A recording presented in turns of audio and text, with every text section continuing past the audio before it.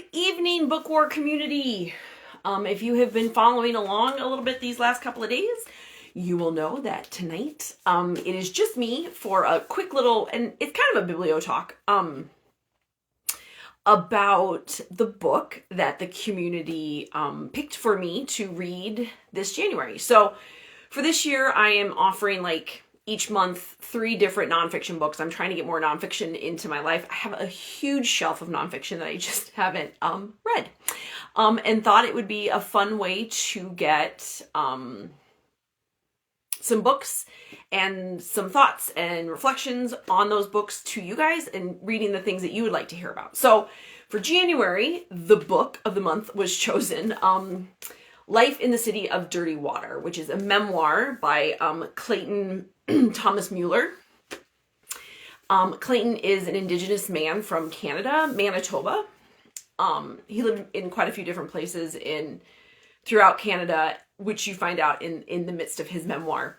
And he's been an activist in both the Indigenous community, as well as what we might call the environmental community, for years and years. And so this is it's a pretty short little memoir, just a little over 200 pages, I think it was.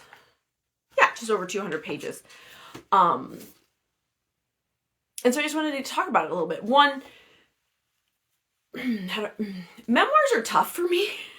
Memoirs are not my genre. They're really, really, really popular right now, and there's tons of memoirs out there, and there are people better than me to tell you which memoirs to read. Last year, I'd say my 2 favorite were Beautiful Country and The Land That We Live On.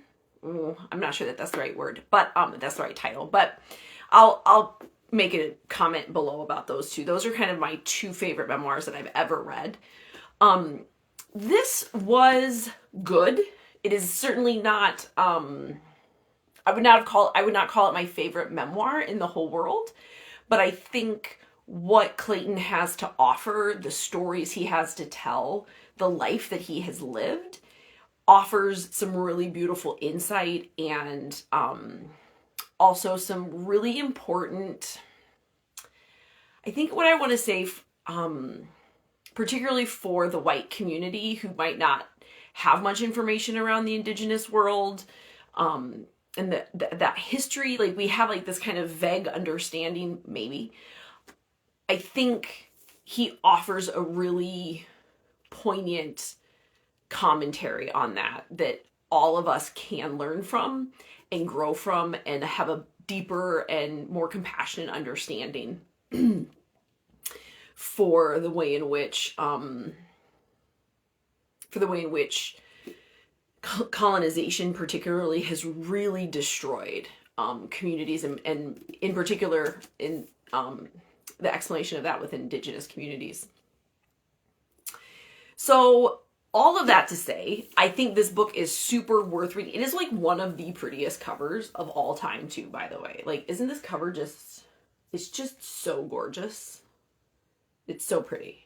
I wanted to read really quickly 2 things. One is where the title comes from. So this is so he split his book into, I think, 4 or 5 sections, and flight, warrior, water, healing, and fire. And so this is from the water section. Surprising that that's where, yeah. It's the very last paragraph in that section.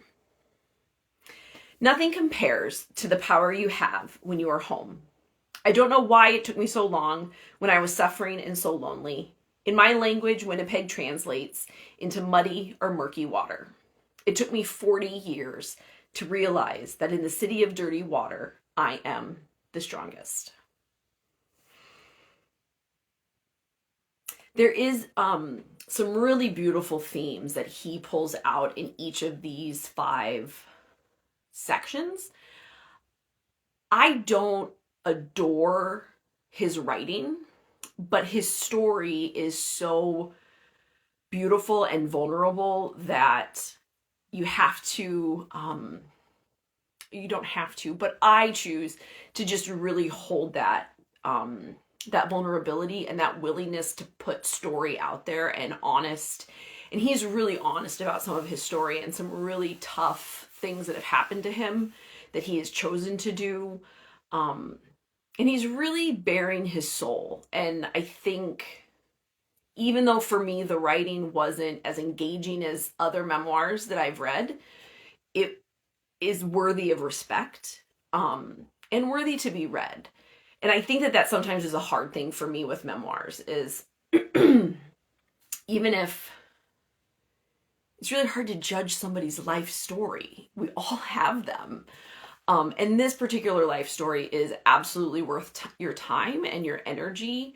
Like I said, it's 220 pages. So even if it's not the best writing in the world or the most poetic, there are beautiful moments of poetry within this memoir, and insight and reflection. So definitely worth your time and energy. And the other thing I just wanted to read, just for you to get a taste of this a little bit. This is at the very end in his last chapter, or his last section, called Fire. And it's towards the beginning, but it's just this really it's a paragraph and a half I'm going to read about, that brings together for me why this book matters and why, I mean, it was given the 2022 selection of Canada Reads. So, I mean, this book is worth your time and energy. And I just think this kind of gives that moment for you in a paragraph and a half. So, and he's talking about, he's going to say movement and work, and he's going to be talking about his activism. I take very seriously the movement and this work and this life that I've been given in the city of dirty water. I feel that as young people who are part of the prophecy of 7 generations, we are prophecy living. We are prophecy manifested in real time. We have big work to do to repair our relationship with the sacredness of Mother Earth, with each other as humanity. We have to heal these scars on Mother Earth and make our cities sustainable. It's our responsibility to our ancestors and our children. The most renewable energy on this planet is not solar energy. It's the human capacity for love, kindness, and forgiveness. That's the fuel that drives me. I convert my anger into love. And when I see my kids or other little children and the people that I care about, and even my people on the street, I convert that anger into loving them. That's where I get my inspiration. A Memoir of Healing.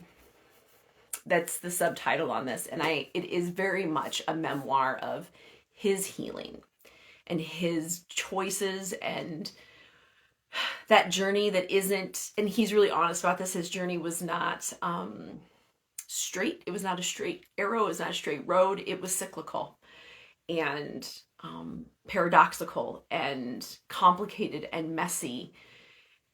And there's just such honesty in that, that it really is worth your time and energy.